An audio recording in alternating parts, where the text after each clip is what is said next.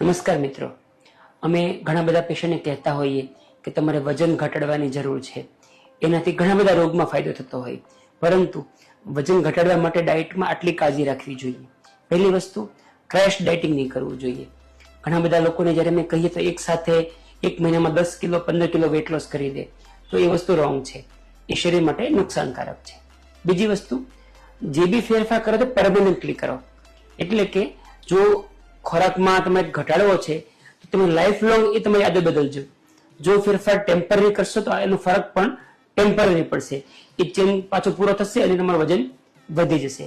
ત્રીજી વસ્તુ, ખોરાક ઘટાડવાની જરૂર નથી, પરંતુ ખોરાકની અંદર હાઈ કેલરી વાળો ફૂડનું આઈટમનું પ્રમાણ ઘટાડવાનું છે.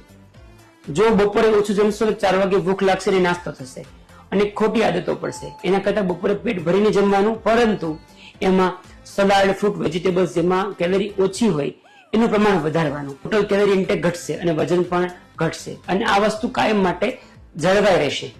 જો ફેરફાર ટેમ્પરરી કરશો તો રિઝલ્ટ પણ ટેમ્પરરી મળશે.